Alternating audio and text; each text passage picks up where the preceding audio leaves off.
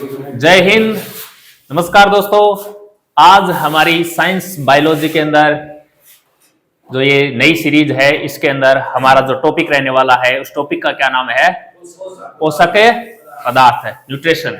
देखिए, हमने 4 क्लासें ले चुकी हैं, 4 टॉपिक हमने 4 क्लासों में क्या किए हैं? कंप्लीट किए हैं।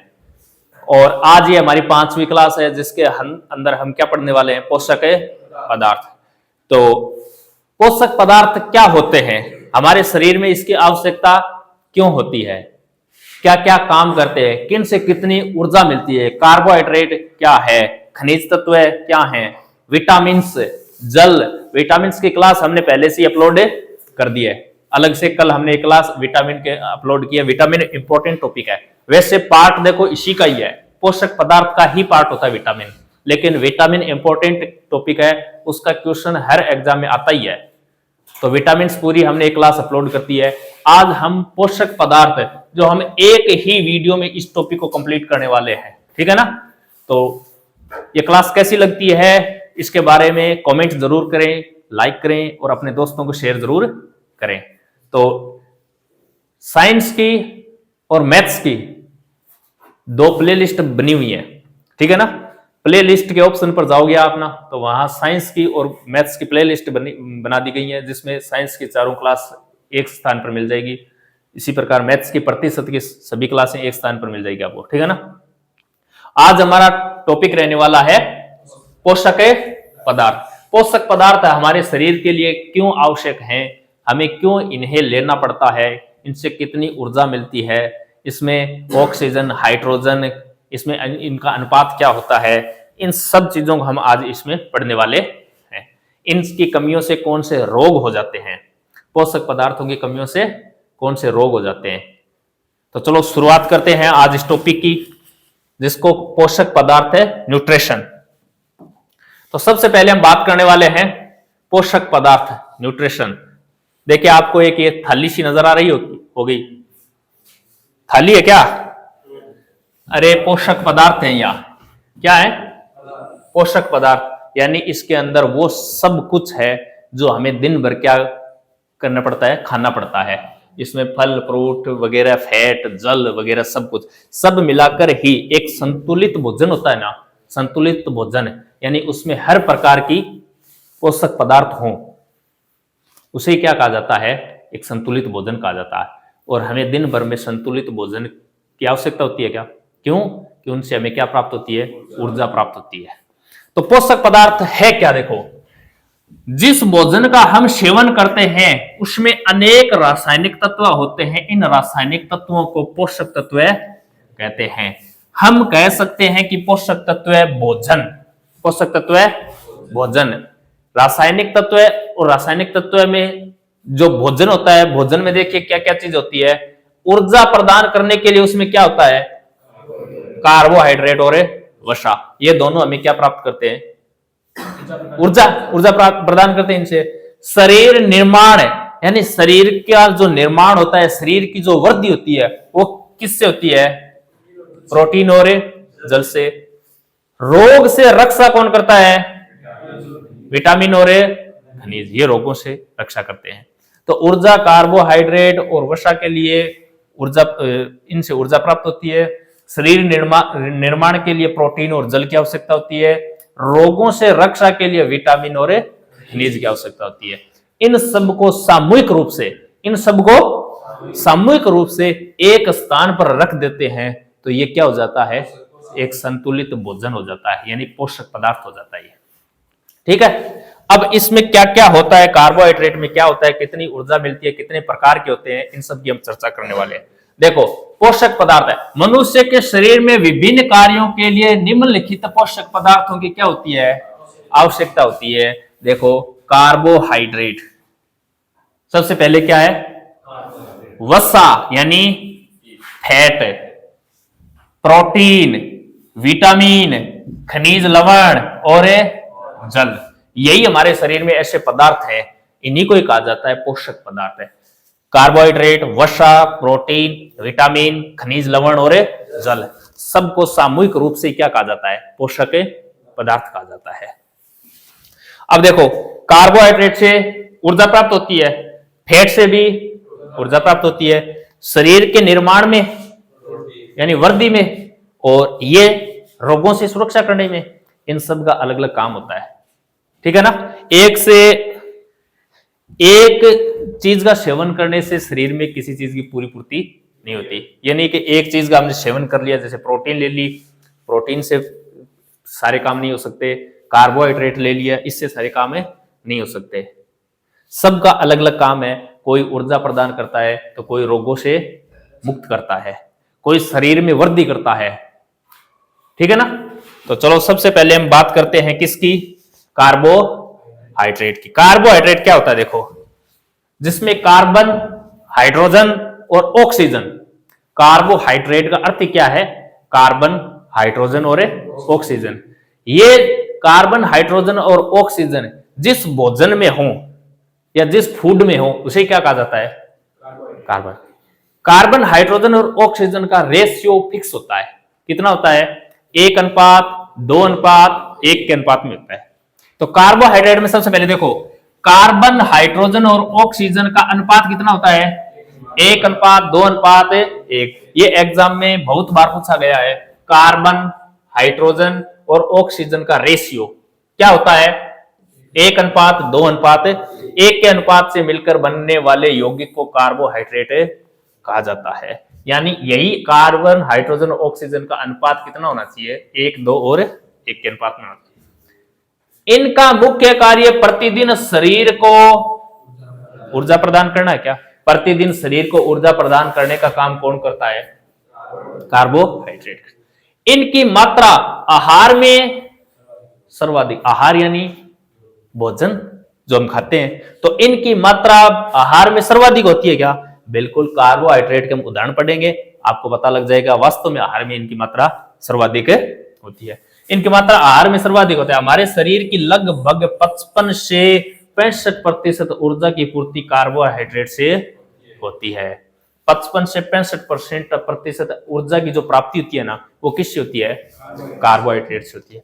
1 ग्राम कार्बोहाइड्रेट द्वारा उत्पादित ऊर्जा 4.2 किलो कैलोरी ऊर्जा। इंपॉर्टेंट है, प्रश्न पूछा हुआ है।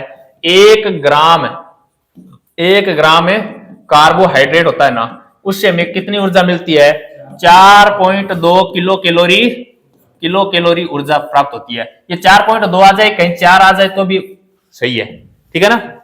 4.2 न आकर 4 आ जाए, जैसे 3, 4, 5, 8, तो 4 उत्तर सही होगा हमारा।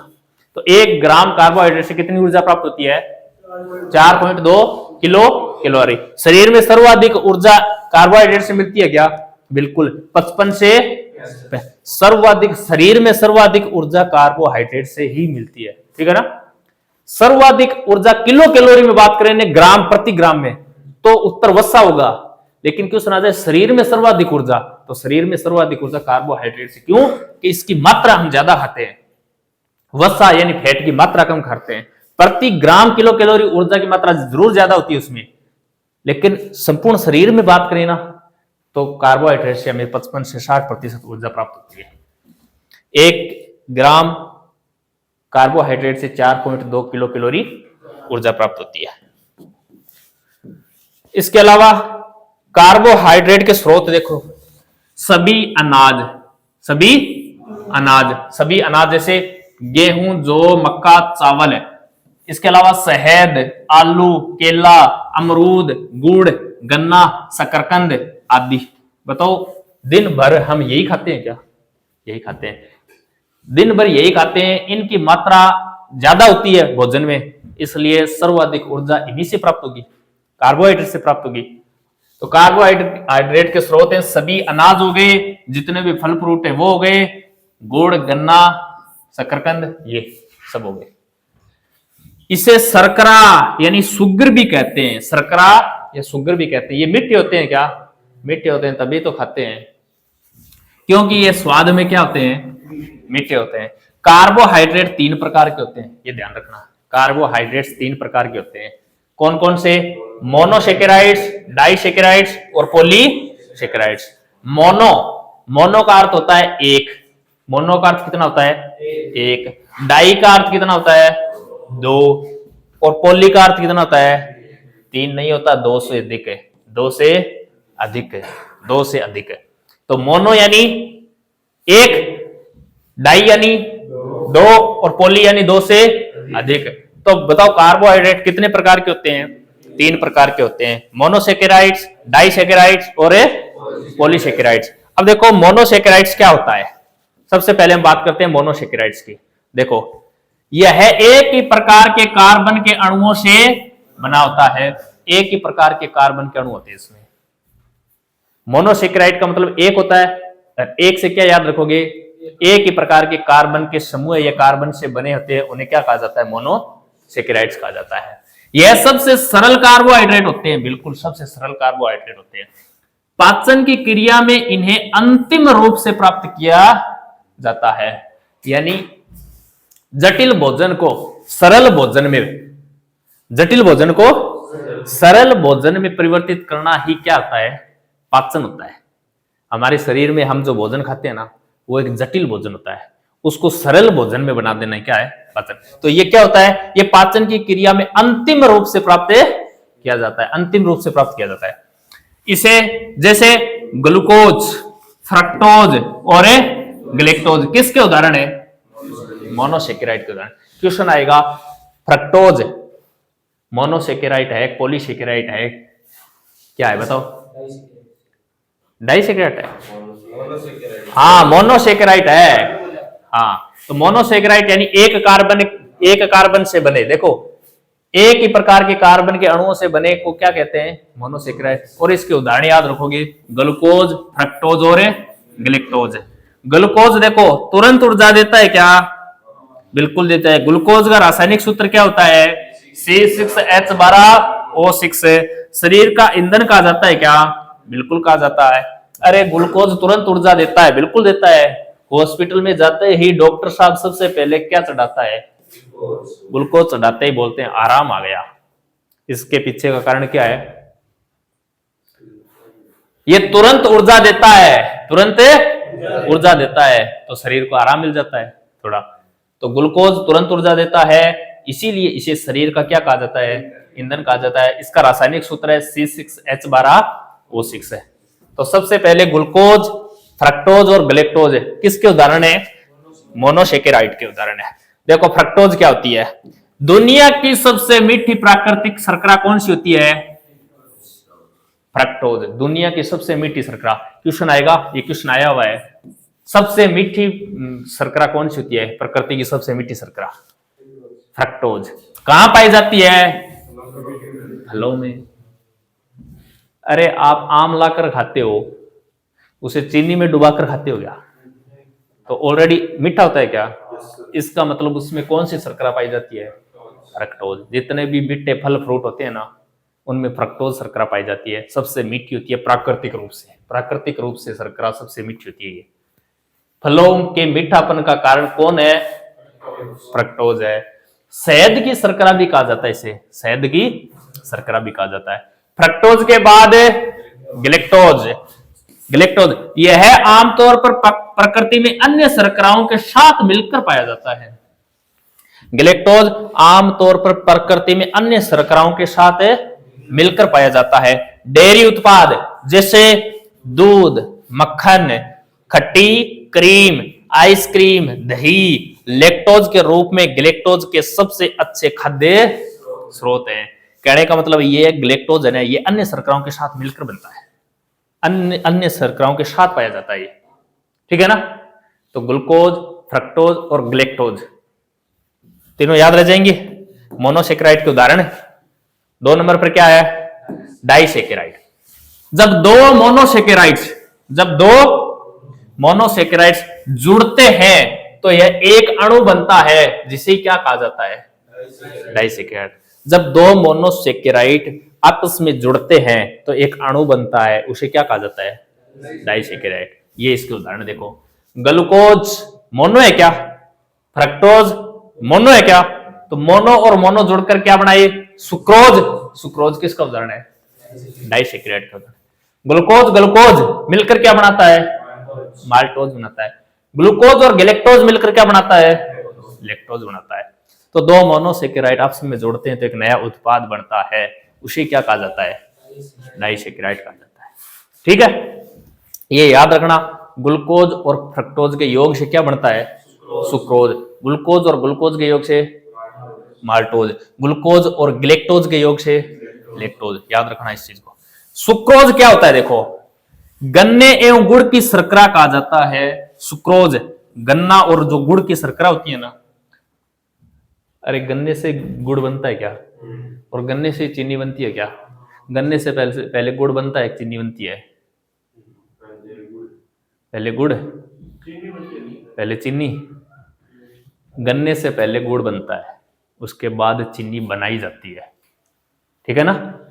चीनी में बहुत सारे केमिकल डालकर चीनी को तैयार किया जाता है, तभी तो कहते हैं गुड़ स्वास्थ्य के लिए अच्छा होता है जबकि चीनी हानिकारक होती है। क्यों? जो चीनी को केमिकल्स डालकर बनाया जाता है चीनी को, तो ठीक है ना? क्योंकि गन्ने और गुड़ में कौन सी शर्करा होती है? सुक्रोज होती है। कि शर्करा कहा जाता है टेबल शुगर, यानी चीनी भी सुक्रोज का बना होता है क्या? बिल्कुल, क्योंकि गन्ने से ही गुड़ बनता है और गन्ने से ही क्या बनती है? चीनी बनती है। ठीक है ना? लेकिन गुड़ उसका लगभग शुद्ध रूप होता है, चीनी अशुद्ध रूप होता है, जो स्वास्थ्य के लिए क्या है? हानिकारक होती है। माल्टोज देखो, जो जवार, मक्का, गेहूं और अंकुरित अनाज की शर्करा कहते हैं, इसे शराब में भी पाई जाती है। जो अंकुरित अनाज होते हैं ना, हम शाम को भिगोकर छोड़ते हैं और सुबह खाते हैं, उसे तो अंकुरित अनाज बोलते हैं। उसमें कौन सी शर्करा पाई जाती है? माल्टोज। लैक्टोज, लैक्टोज कहां पाया जाता है? दूध में पाया जाता है, मिल्क में पाया जाता है लैक्टोज। इसके अलावा तीसरी है पॉलीसेकेराइड। देखो, यह सबसे जटिल शर्करा है। पॉलीसेकेराइड सबसे क्या है? जटिल शर्करा है। इसके निर्माण में दो या दो से अधिक मोनोसेकेराइड भाग लेते हैं। दो या दो से अधिक, अगर दो भाग लेंगे तो डाई बन जाएगा, डाइसेकेराइड। दो मोनो भाग लेंगे तो डाइसेकेराइड बन जाएगा। दो या दो से अधिक भाग लेंगे तो क्या बन जाएगा? पॉलीसेकेराइड बन जाएगा। यह भोजन को संचित करने का क्या करता है? कार्य, यानी भोजन के स्टोर में यह कार्य करता है। जैसे स्टार्च है, स्टार्च पौधों में पाया जाने वाला सबसे आम खाद्य भंडारण पॉलीसेकेराइड है। स्टार्च पौधों में पाया जाता है क्या? बिल्कुल पाया जाता है। देखो, स्टार्च पौधों में पाया जाने वाला सबसे आम खाद्य भंडारण है, जिसका नाम क्या होता है? पॉलीसेकेराइड। स्टार्च है ना, स्टार्च है, ये पॉलीसेकेराइड का क्या है? उदाहरण है। पौधों में पाया जाने वाला स्टार्च किसका उदाहरण है? पॉलीसेकेराइड का उदाहरण है। सेल्यूलोज, सेल्यूलोज पढ़ा था क्या हमने? बिल्कुल पढ़ा था। सेल्यूलोज पौधों में पाया जाने वाला एक अन्य महत्वपूर्ण पॉलीसेकेराइड है सेल्यूलोज। कोशिका भित्ति, पौधों की कोशिका भित्ति किसकी बनी होती है? वही है ये। तो सेल्यूलोज और स्टार्च किसके उदाहरण है? पॉलीसेकेराइड के उदाहरण है। इसके अलावा ग्लाइकोजन, इसके अलावा ग्लाइकोजन, ग्लाइकोजन जानवरों में प्रमुख भंडारण पॉलीसेकेराइड है। ग्लाइकोजन यकृत और मांसपेशियों में संग्रहित है। ग्लाइकोजन कहां संग्रहित होता है?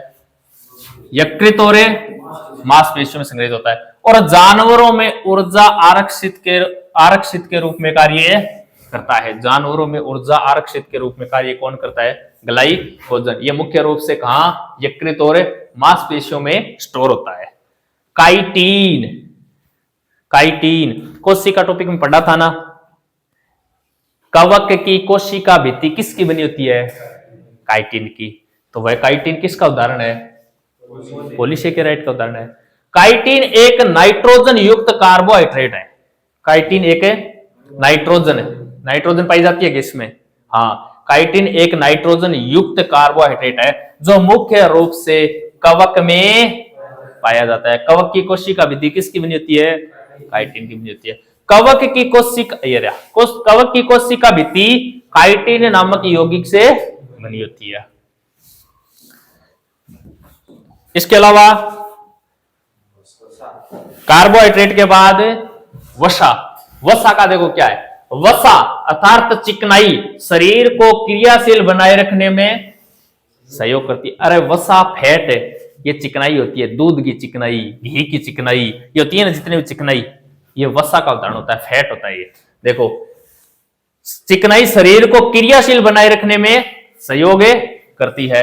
वसा शरीर के लिए उपयोगी है, शरीर के लिए उपयोगी है, किंतु इसकी अधिकता हानिकारक भी हो सकती है। तो कोई भी चीज हो, अधिकता हमेशा क्या होती है, हानिकारक की होती है।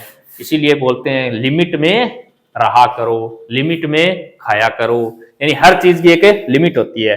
अधिकता सबके लिए क्या होती है, हानिकारक होती है। तो क्या वसा शरीर के लिए उपयोगी है क्या? बिल्कुल उपयोगी है, लेकिन इसकी अधिकता क्या है, हानिकारक होती है। देखो, सामान्यतः हमारे शरीर में वसा लिपिड, वसा यानी लिपिड के रूप में मिलती है। शरीर की हमारी वसा है वो लिपिड के रूप में मिलती है। इसमें कार्बन, हाइड्रोजन, ऑक्सीजन विभिन्न मात्राओं में उपस्थित होते हैं। देखो, कार्बोहाइड्रेट पढ़ा था ना हमने, कार्बोहाइड्रेट, कार्बोहाइड्रेट में कार्बन, हाइड्रोजन और ऑक्सीजन, इनका एक फिक्स रेशियो होता है। कितना? 1:2:1, ये फिक्स रेशियो होता है। लेकिन वसा के अंदर कार्बन, हाइड्रोजन और ऑक्सीजन विभिन्न मात्राओं में पाया जाता है। इसका कोई फिक्स रेशियो नहीं होता, इसके अंदर फिक्स रेशियो होता है कार्बोहाइड्रेट के अंदर। वसा सामान्यतः 20 डिग्री तापमान पर ठोस अवस्था में होता है। सामान्यतः 20 डिग्री सेल्सियस ताप पर क्या होता है, ठोस अवस्था में, यानी जमा हुआ, जम जाता है।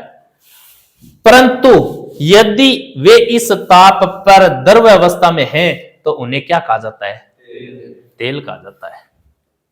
20 डिग्री सेल्सियस तापमान पर जो वसा जम जाती है वो क्या कहलाती है, वो ठोस अवस्था में आ जाती है। जबकि 20 डिग्री सेंटीग्रेड पर जो नहीं जमती है उसे क्या कहा जाता है, तेल कहा जाता है। सामान्यतः एक वयस्क व्यक्ति को 20 से 30% ऊर्जा वसा से प्राप्त होनी चाहिए। सामान्यतः एक वयस्क व्यक्ति को 20 से 30% ऊर्जा किससे प्राप्त होनी चाहिए, वसा से। देखो, 1 ग्राम वसा से 9.3 किलो कैलोरी ऊर्जा प्राप्त होती है। बताओ, कार्बोहाइड्रेट, 1 ग्राम कार्बोहाइड्रेट से कितनी ऊर्जा प्राप्त हो रही थी, 4.2, जबकि 1 ग्राम वसा से ज्यादा मिल रही है क्या, बिल्कुल ज्यादा मिल रही है। अब 1 ग्राम वसा या फैट से हमें 9.3 किलो कैलोरी ऊर्जा प्राप्त होती है। तो ऊर्जा ज्यादा किससे मिलती है, वसा से। लेकिन शरीर में ऊर्जा सर्वाधिक किससे मिलती है, कार्बोहाइड्रेट। क्यों? कि उसकी हम मात्रा ज्यादा लेते हैं, इसकी मात्रा कम लेते हैं। चिकनाई कितनी खाते हैं हम, लेकिन अनाज बहुत सारा खाते हैं। लेकिन प्रति किलोग्राम की बात आ जाए, प्रति ग्राम की, तो प्रति ग्राम में वसा का सर्वाधिक किलो कैलोरी ऊर्जामान होता है 9.3, कार्बोहाइड्रेट का 4.2। ये याद रखना, प्रश्न आए हुए हैं ये। अब देखो, वसा के स्रोत है मक्खन, घी, दूध, पनीर, अंडे की जर्दी, मांस, तेल, ये सब वसा है क्या, बिल्कुल ये सब वसा है। देखो, ये इस डायग्राम में देख लो, ये सब वसा है, मक्खन, घी, दूध, पनीर वगैरह। बताओ, वसा कितने प्रकार की होती है? वसा 3 प्रकार की होती है। देखो, संतृप्त वसा यानी सैचुरेटेड फैट, असंतृप्त वसा अनसैचुरेटेड फैट, और ट्रांस फैट। वसा 3 प्रकार की होती है, संतृप्त वसा, असंतृप्त वसा और ट्रांस फैट। अब तीनों को कौन कौन सी होती है, तीनों, और तीनों का क्या काम होता है। देखो, सबसे पहले बात करते हैं संतृप्त वसा की। संतृप्त वसा रक्त में कोलेस्ट्रॉल के स्तर को, कोलेस्ट्रॉल क्या होता है पता है क्या, कोलेस्ट्रॉल, हाँ, अरे हृदय की बीमारी होती है तब डॉक्टर बोलता है कोलेस्ट्रॉल की मात्रा बढ़ गई, कोलेस्ट्रॉल की मात्रा बढ़ गई। कोलेस्ट्रॉल होता है, देखो, हमारी रक्तवाहिनियां होती है ना, रक्तवाहिनियां, उनमें क्या होता है, उनमें यहां चिकनापन जम जाता है इस प्रकार। अब एक तो ये रक्तवाहिनी थी, इसमें ब्लड क्या हो रहा था, फ्लो हो रहा था, लेकिन इसके अंदर इस प्रकार चिकनापन जम जाए तो बताओ ये ब्लड का प्रेशर बढ़ेगा क्या? पानी का पाइप है, नॉर्मल है, उस पानी को पाइप को हम आगे से पिचका दें तो बताओ प्रेशर बढ़ता है क्या? बिल्कुल बढ़ता है। सेम ये होता है रक्त की धमनियों में, रक्त की वाहिनियों में। ये रक्त की वाहिनियां खाली होती हैं तब तो ब्लड का प्रवाह एकदम ठीक रहता है, लेकिन ये संतृप्त वसा का सेवन ज्यादा करते हैं ना, इससे कोलेस्ट्रॉल यानी रक्त वाहिनियों में चिकनापन जम जाता है, इसे कोलेस्ट्रॉल कहा जाता है। इस चिकनेपन से ब्लड के प्रेशर में क्या हो जाएगी, वृद्धि हो जाएगी, और ब्लड के प्रेशर में वृद्धि हो जाने से हार्ट अटैक क्या आता है, इससे ये धीरे धीरे ब्लॉक हो जाती है, ब्लॉक हो जाती है तो रक्त का प्रवाह रुक जाता है। वृद्धि, कोलेस्ट्रॉल की वृद्धि, हाँ कोलेस्ट्रॉल की वृद्धि होने से रक्त, ये देखो ये पूरी धमनी ब्लॉक होगी क्या, तो रक्त बहेगा क्या, रक्त नहीं बहेगा। तो यही होता है, डॉक्टर तभी बोलता है कोलेस्ट्रॉल की मात्रा बढ़ गई है। तो ये देखो संतृप्त वसा, संतृप्त वसा रक्त में कोलेस्ट्रॉल के स्तर को बढ़ाती है। इस प्रकार की वसा का सेवन कम मात्रा में किया जाना चाहिए। देखो कौन सी चीजें हैं ये, कौन सी चीजें हैं, देखो मक्खन, पनीर, मांस, घी, डालडा इत्यादि, ये सब क्या करती हैं, कोलेस्ट्रॉल की मात्रा को बढ़ाती हैं। तो इनका सेवन लिमिट में करना चाहिए, ठीक है ना। हाँ, ज्यादा घी दूध ना खाया करो। असंतृप्त वसा क्या होता है, असंतृप्त वसा, असंतृप्त वसा वास्तव में हमारे स्वास्थ्य के लिए अच्छा है। यह हमारे दिल के स्वास्थ्य को बनाए रखता है, दिल के स्वास्थ्य को, दिल यानी धड़कन, अरे उसमें धड़कन ही तो खराब होती है, कोलेस्ट्रॉल की मात्रा बढ़ जाती है, धड़कनें फैल हो जाती हैं, और ये इस दिल के स्वास्थ्य को बनाए रखता है। और हमारे शरीर से हानिकारक कोलेस्ट्रॉल को हटाने भी सहायता करता है। जैसे मूंगफली का तेल, सोयाबीन का तेल, जैतून का तेल, सूरजमुखी का तेल, काजू, बादाम, ये असंतृप्त वसाएं हैं जो हमारे स्वास्थ्य के लिए क्या होते हैं, लाभदायक है।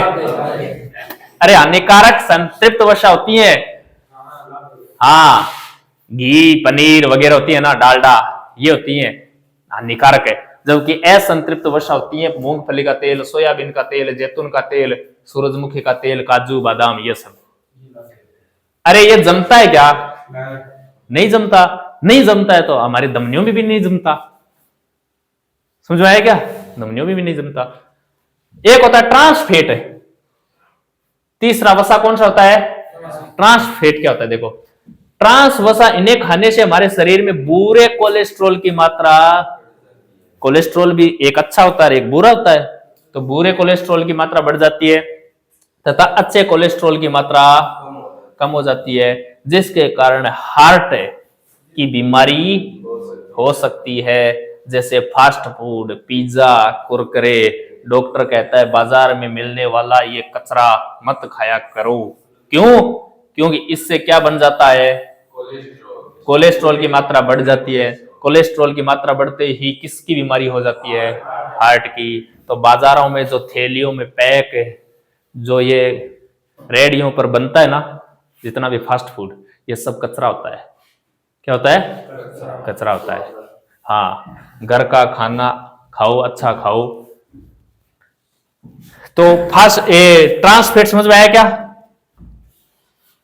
जितने भी ये होता है ना फास्ट फूड, पिज्जा, कुरकुरा वगैरह, इन पर देखो कुरकुरे की थैली आती है ना, कुरकुरे की थैली को आप पीछे से देखना, उस पे पीछे से एक बड़ी सी सारणी बनी होती है, उस सारणी में देखना ग्लूकोज इतना % होता है इसमें, और फैट इतना % होता है उसमें, उसमें वहां फास्ट फूड भी लिखा होता है, ये ट्रांसफेट भी लिखा होता है।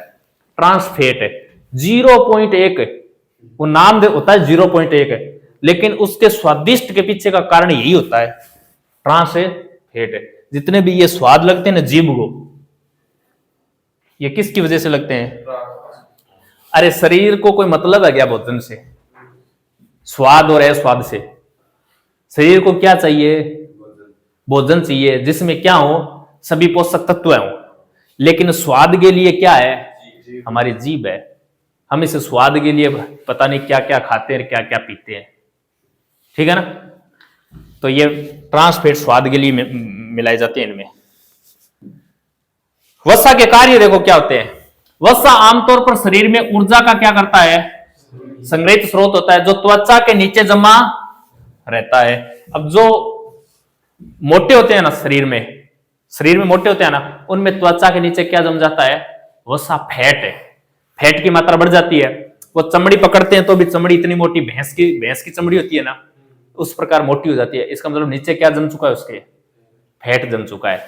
ये देखो वसा ऊर्जा का संग्रह होता है और त्वचा के नीचे जम जाता है, इससे उसे सुरक्षा भी मिलती है। देखो वसा विशेष रूप से मानव शरीर में एक सुरक्षात्मक परत का कार्य भी और सुरक्षा प्रदान भी करता है। देखो एक जो शरीर में जो मोटा व्यक्ति होगा ना, शरीर में मोटा व्यक्ति, उसको हमें एक मुक्का मारेंगे और एक पतला होगा तो पतले व्यक्ति को ज्यादा चोट आएगी। क्यों? अगर कहीं से गिरेगा तो पतला व्यक्ति होगा उसके हाड़ जल्दी टूटेंगे मोटे की वजह। क्यों? उसमें क्या है, फैट है, और वो क्या कर रहा है, उसके शरीर की सुरक्षा कर रहा है, सुरक्षा कर रहा है। हड्डों तक चोट ही नहीं जाएगी उसके, क्योंकि हड्डों के ऊपर क्या जमा हुआ, उसके फैट जमा हुआ है। तो वसा शरीर के अंगों को बाहरी आघातों से बचाता है क्या? बिल्कुल बचाता है। वसा शरीर के तापमान को भी बनाए रखता है क्या? बिल्कुल बनाए रखता है। वसा स्वस्थ कोशिका कार्य को बढ़ावा देता है। ऊंट के कुबड़ में वसा पाया जाता है क्या? बिल्कुल। ऊंट का जो ऊपर कुबड़ निकला हुआ होता है ना इस प्रकार का, इसमें पानी नहीं होता है, क्या होता है, वसा होता है। और इसी वसा की वजह से वो 10 से 15 दिन तक बिना पानी के रह सकता है। तो ऊंट की कुबड़ में क्या होता है, वसा। प्रश्न आया हुआ है ऊंट की कुबड़ में क्या होता है। ऑप्शन नंबर 1 आएगा पानी। ऑप्शन नंबर 1 में क्या आएगा, पानी। पानी नहीं है, पानी की टंकी है क्या उसके ऊपर, वो वसा जमा होता है उसमें। प्रोटीन क्या होती है? प्रोटीन एक जटिल कार्बनिक पदार्थ है। प्रोटीन क्या है? एक जटिल कार्बनिक पदार्थ है जिसका गठन कार्बन, हाइड्रोजन, ऑक्सीजन और नाइट्रोजन तत्वों के अणुओं से मिलकर बनता है। देखो वसा पढ़ लिया, कार्बोहाइड्रेट पढ़ लिया, उनका जो गठन हो रहा था वो कार्बन, हाइड्रोजन, ऑक्सीजन से हो रहा था उनका निर्माण। लेकिन इसमें एक क्या ऐड हो गया, नाइट्रोजन भी ऐड हो गया। किसमें? प्रोटीन में। शरीर को आवश्यक सभी प्रोटीन का निर्माण 20 प्रकार के एमिनो अम्लों से, शरीर में जितने भी प्रोटीन का निर्माण होता है ना, वो 20 प्रकार के एमिनो अम्लों से, 20 प्रकार के एमिनो अम्लों से होता है। शारीरिक वृद्धि, देखो सबसे पहली स्लाइड पर यही था, प्रोटीन किस काम में आते हैं, शरीर की वृद्धि में। तो शारीरिक वृद्धि और अंगों की मरम्मत दोनों कार्यों के लिए प्रोटीन क्या है, उत्तरदायी है। मनुष्य के शरीर में 20 प्रकार के प्रोटीनों की आवश्यकता होती है। 20 प्रकार के प्रोटीनों की आवश्यकता होती है क्या? बिल्कुल। ये देखो 20 प्रकार के एमिनो अम्ल से बने होते हैं, तो 20 प्रकार के प्रोटीनों की आवश्यकता होती है। इसमें से 10 तो होते हैं जो आवश्यक एमिनो अम्ल होते हैं और 10 होते हैं वो अनावश्यक एमिनो अम्ल होते हैं। जो अनावश्यक एमिनो अम्ल होते हैं ना, उनकी हमें आवश्यकता क्यों? क्योंकि ये शरीर के अंदर स्वयं निर्मित होते हैं। लेकिन 10 ऐसे हैं जो शरीर के अंदर निर्मित, तो इन्हें बाहर से लेना भोजन के माध्यम से। तो प्रोटीन की कमी से रोग भी होते हैं क्या? बिल्कुल होते हैं, वो भी पढ़ेंगे। देखो प्रोटीन, एमिनो अम्ल जिस बंध के द्वारा जुड़कर प्रोटीन का निर्माण करते हैं उसे कौन सा बंध कहते हैं? पेप्टाइड बंध। एमिनो अम्ल जिस बंध, एमिनो अम्ल कौन से बंध से? पेप्टाइड बंध से जुड़कर क्या, किसका निर्माण करते हैं? प्रोटीन का। मानव शरीर का लगभग 15 से 17% भाग प्रोटीन का बना होता है। मानव शरीर का 15 से 17% भाग प्रोटीन का बना होता है। प्रोटीन प्रति ग्राम ऊर्जा प्रदान करता है। ये देखो यहाँ कटा हुआ है, यहाँ है प्रोटीन प्रति ग्राम 4 किलो कैलोरी। 4 किलो कैलोरी, 4 या 4.2 कुछ भी आ जाए। तो 1 ग्राम, देखो 1 ग्राम प्रोटीन से, 1 ग्राम प्रोटीन से बताओ कितनी ऊर्जा प्राप्त होगी? 4 किलो कैलोरी ऊर्जा प्राप्त होगी। ये कार्बोहाइड्रेट और प्रोटीन का सेम ही होता है। 4.2 आए या 4 आए, ठीक है ना। वसा का कितना था? 9.3। तो ये है प्रोटीन का। प्रोटीन के स्रोत है, देखो दूध, पनीर, दालें, मांस, मछली, अंडा, ये सब प्रोटीन के क्या है? स्रोत हैं। सोयाबीन वगैरह सब क्या है? प्रोटीन के क्या है? स्रोत है। इनसे प्रोटीन प्राप्त होता है। अब देखो प्रोटीन कार्य क्या करता है। प्रोटीन शरीर के निर्माणकारी पदार्थ होते हैं क्या? बिल्कुल, शरीर का निर्माण करते हैं प्रोटीन। यह कोशिकाओं तथा ऊतकों का निर्माण, मरम्मत व विकास करते हैं क्या? बिल्कुल करते हैं। यह शारीरिक वृद्धि के लिए उत्तरदायी होते हैं क्या? बिल्कुल। प्रोटीन से शरीर की क्या होती है? वृद्धि होती है। यह टूटे फूटे अंगों की मरम्मत करते हैं क्या? बिल्कुल करता है प्रोटीन। प्राकृतिक रूप से सोयाबीन में सबसे प्रचुर मात्रा में क्या पाया जाता है? प्रोटीन पाया जाता है प्राकृतिक रूप से, ठीक है ना। प्राकृतिक रूप से सर्वाधिक प्रोटीन किस में पाया जाता है? सोयाबीन में पाया जाता है। तो सोयाबीन को इवनिंग में भिगोकर सुबह क्या कर लेना चाहिए? खा लेना चाहिए, जिससे क्या प्राप्त होगी? हमें प्रोटीन प्राप्त होगी। प्रोटीन की प्राप्ति देखो, कुछ तो प्रोटीन है जो हमारे शरीर में, और कुछ है जो हमें भोजन से क्या पड़ते हैं? बाहर से लेने पड़ते हैं। अब शरीर में देखो प्रोटीन, देखो क्या है, शरीर के अंदर रक्त होता है क्या? रक्त के अंदर 3 प्रोटीनें होती हैं। कौन कौन सी? हीमोग्लोबिन, फाइब्रिनोजेन और प्रोथोबीन। तो रक्त के अंदर 3 प्रोटीन होते हैं, हीमोग्लोबिन, फाइब्रिनोजेन और प्रोथोबीन। इनका काम क्या होता है? इनका काम होता है रक्त का थक्का बनाने में। रक्त का थक्का बनाने में कौन सी प्रोटीन यूज होती है? तो रक्त में यही प्रोटीन होते हैं, ठीक। ब्लड क्लोटिंग में हीमोग्लोबिन, फाइब्रिनोजन और प्रोथ्रोबिन, ये प्रोटीन किस में पाई जाती हैं? रक्त में। रक्त के अलावा हड्डी में कौन सी प्रोटीन होती है? Collagen protein. हड्डी में कौन सी प्रोटीन होती है? कोलेजन। तो शरीर में सर्वाधिक प्रोटीन की मात्रा, कौन से प्रोटीन की मात्रा पाई जाती है शरीर में? तो उत्तर क्या होगा? कोलेजन। हड्डी में पाई जाती है कोलेजन, और शरीर में सर्वाधिक प्रोटीन कौन सी पाई जाती है? कोलेजन ही उत्तर होगा। मांसपेशियों में भी प्रोटीन पाई जाती है, कौन सी? एक्टिन और मायोसिन। ये मांसपेशियों में पाई जाने वाली प्रोटीन है। तो फिर भोजन के साथ कौन सी प्रोटीन लेनी पड़ती है? एक ये देखो, हमारे बाल, नाखून, पशुओं के सींग और खुर में कौन सी प्रोटीन पाई जाती है? अल्फा केराटीन है। केरोटीन मत कर देना, ठीक है ना। केरोटीन गाजर में पाई जाती है, ये केराटीन है, ध्यान रखना इसका। तो हमारे बाल, नाखून, सींग, खुर में अल्फा केराटीन प्रोटीन पाई जाती है। कोलेजन मानव शरीर में सबसे प्रचुर मात्रा में पाया जाने वाला क्या है? कहां पाया जाता है कोलेजन? हड्डियों में। मानव शरीर में सर्वाधिक पाया जाने वाला प्रोटीन होता है। गेहूं में कौन सा प्रोटीन प्राप्त होता है हमें?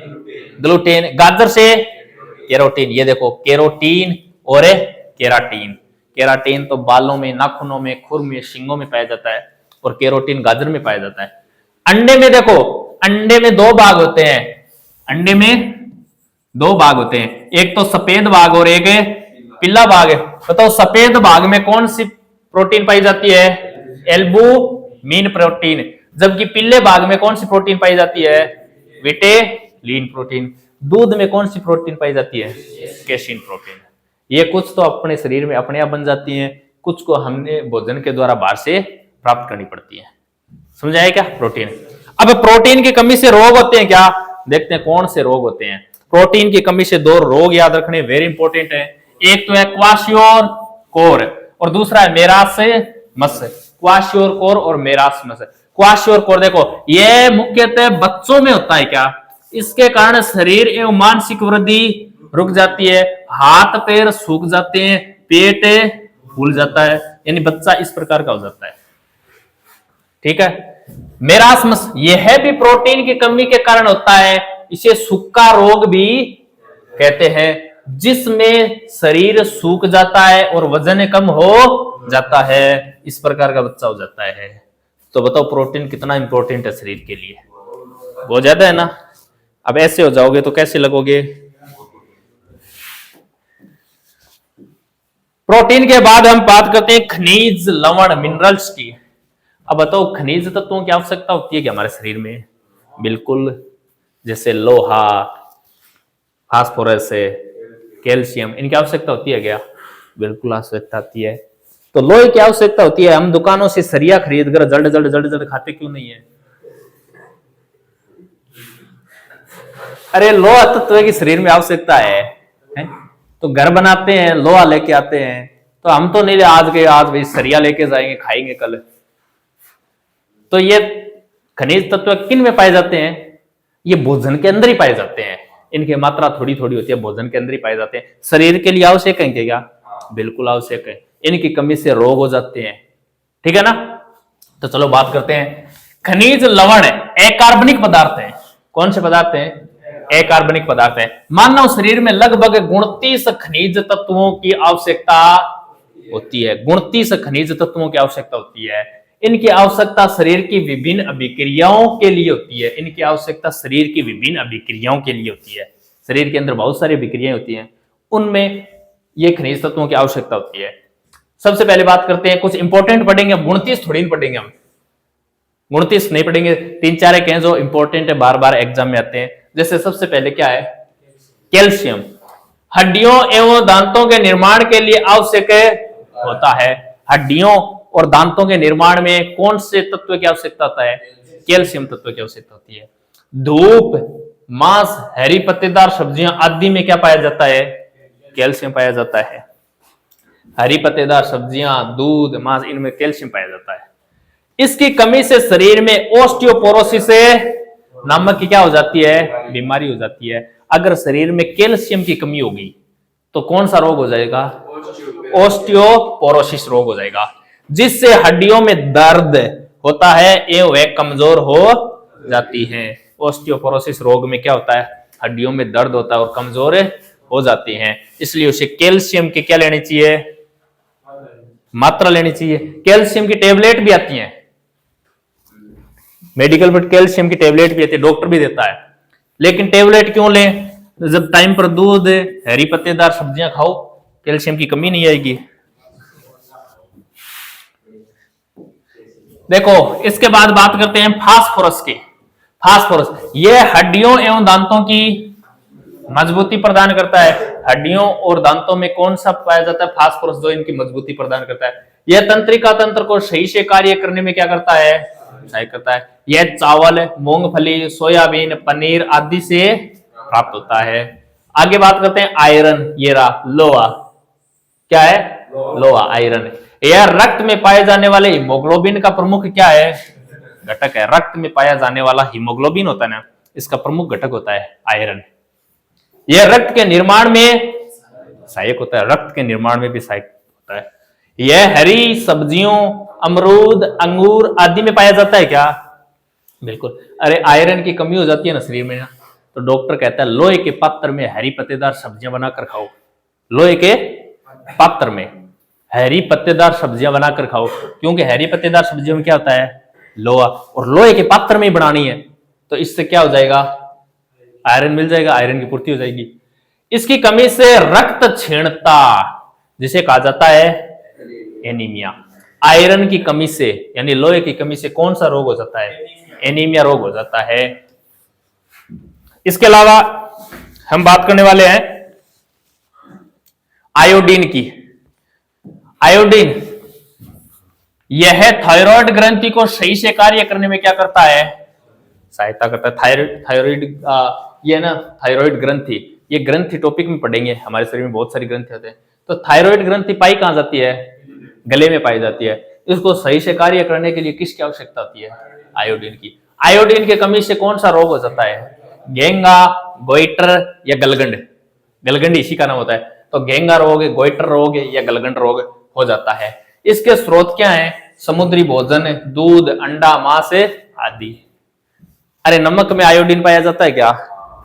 नमक में आयोडीन पाया नहीं जाता, नमक में आयोडीन मिलाया जाता है। ठीक है ना, नमक में आयोडीन मिलाया जाता है, इस चीज का ध्यान रखना। इसके बाद आता है जल। शरीर के विकास के लिए जल अत्यंत आवश्यक होता है। होता है क्या? बिल्कुल होता है। जल ही जीवन है, तभी तो बना ये जल ही जीवन है, क्योंकि शरीर जीने के लिए जल की क्या होती है? आवश्यकता होती है। क्योंकि मानव शरीर के भार का लगभग 65 से 70% में क्या होता है? जल ही होता है। मानव शरीर का लगभग 65 से 70% जो भाग होता है ना, वो जल से ही क्या होता है? बना होता है। तभी तो कहा जाता है जल ही जीवन है। शरीर में उपस्थित अपशिष्ट एवं विषैले पदार्थ जल में घुलकर शरीर से बाहर निकलते हैं। तो जल में घुलकर शरीर से बाहर निकलने के कई तरीके हैं। मूत्र विसर्जन से निकल जाते हैं। हमारे जो पसीने आते हैं ना, पसीना, इससे भी क्या होता है? जो अपशिष्ट पदार्थ होते हैं जल में घुलकर वो बाहर निकलते हैं। देखो, जल हमारे शरीर के ताप को पसीना तथा वाष्प द्वारा, ताप को नियंत्रित करता है क्या पसीना? बिल्कुल करता है। गर्मी लगते ही पसीना आने लगता है क्या? वो पसीना क्यों आया? क्योंकि हमारे शरीर के टेम्परेचर को मेंटेन बनाए रखने के लिए आता है। जल भोजन में उपस्थित पोषक पदार्थों के अवशोषण में सहायक होता है। जल भोजन में उपस्थित पोषक पदार्थों के अवशोषण में सहायक होता है। अरे जल से ऊर्जा मिलती है क्या? किसने कहा था? जल से कोई ऊर्जा नहीं मिलती। अगर जल से ऊर्जा मिलती तो अपन खाना क्यों खाते भाई? पानी पीते और मजा करते। तो जल से हमें ऊर्जा नहीं मिलती, इस चीज का ध्यान रखना है। ये देखो, ये योर बॉडी इज 60 से 70% वाटर, यानी ये दे रखा है कि आपके शरीर में यानी बॉडी में 60 से 70% जल होता है ना। ये जल की मात्रा इस प्रकार होती है। हड्डियों में कितना होता है? 22%। ब्रेन में कितना होता है? 75%। तभी तो बोलते हैं कि पढ़ते समय पानी की क्या रखो पास में? बोतल रखो। क्यों बीच बीच में क्या पीना चाहिए? पानी पीना चाहिए। क्योंकि पढ़ते समय सबसे ज्यादा क्या काम करता है? दिमाग, ब्रेन।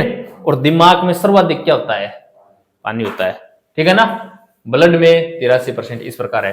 तो पढ़ते समय पानी की बोतल रखा करो, बीच बीच में पानी पिया करो।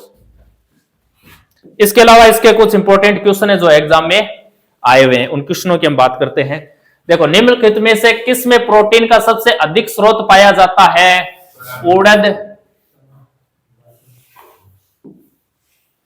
उड़द, चना, मटर, सोयाबीन, किस में पाया जाता है? प्राकृतिक रूप से सोयाबीन में सर्वाधिक प्रोटीन की मात्रा पाई जाती है। भोजन में से किस से प्रति ग्राम सर्वाधिक ऊर्जा प्राप्त? देखो, प्रति ग्राम की बात कर रहा है। बताओ, प्रोटीन, वसा, कार्बोहाइड्रेट, विटामिन? वसा 9.3। ऊंट बिना पानी के कुछ दिनों तक मरुस्थल में रहता है। ऐसा वह कर पाता है अपनी पेशी में जमा किए पानी का प्रयोग करके, अपने कुब्बड़ में जमा किए चिकनाई का प्रयोग करके, उपापचय क्रिया को कम करके, या पानी के प्रयोग को कम करके।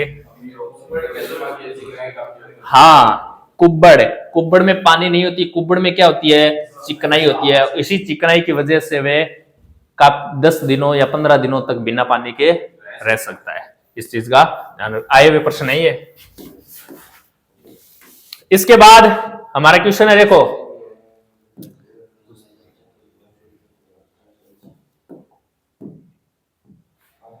क्या है क्वेश्चन है?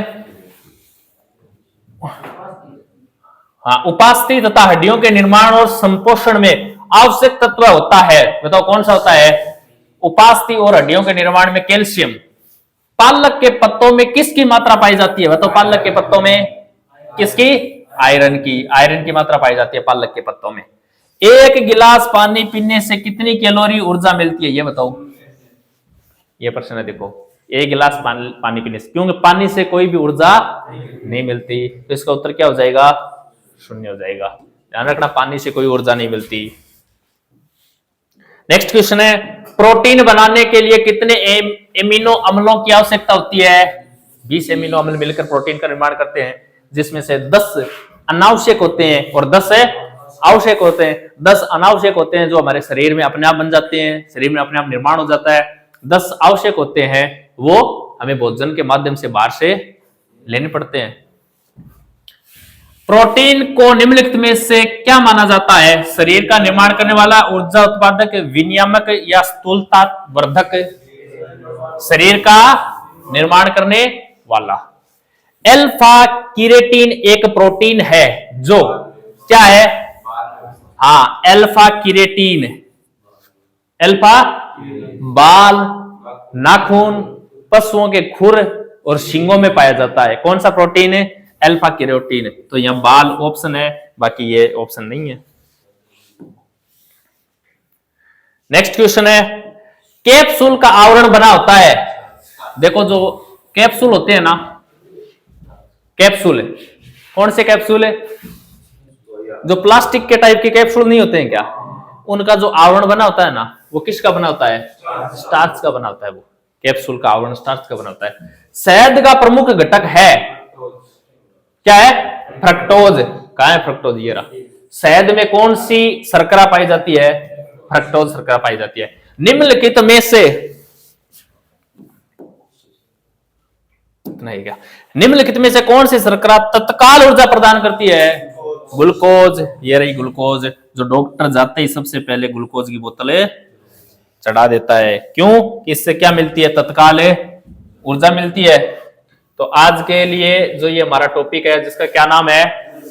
पोषक पदार्थ। देखिए ये इतना ही टॉपिक है जो हमने पढ़ा है ना, न्यूट्रिशन, पोषक पदार्थ है। इससे बनने वाले जो इंपॉर्टेंट क्वेश्चन है, जो हमने नीचे डिस्कस किए हैं, यही इंपॉर्टेंट क्वेश्चन बनते हैं, ऐसे प्रश्न आएंगे। तो आज ये हमारा कौन सा टॉपिक है? 5वां टॉपिक है बायोलॉजी का। 5 टॉपिक कंप्लीट कर चुके हैं। इस प्रकार दिसंबर महीने में अपन इसका पूरा ये बायोलॉजी का कोर्स पूरा कर देंगे, ठीक है ना। दिसंबर में बायोलॉजी का भी हो जाएगा और 5-4 टॉपिक हम जो केमिस्ट्री वगैरह का है उनके भी कर देंगे। तो आज के लिए इतना ही, धन्यवाद। और इस वीडियो को अपने दोस्तों को शेयर जरूर करें और कमेंट जरूर करें आपको कैसा लगता है वीडियो और इसमें क्या बेहतर करना चाहिए। कोशिश है अच्छे से अच्छा आपको ये प्रोवाइड कराया जाए मैटर, और आपकी क्या राय है इसके लिए कमेंट जरूर करें। धन्यवाद। जय हिंद, जय भारत।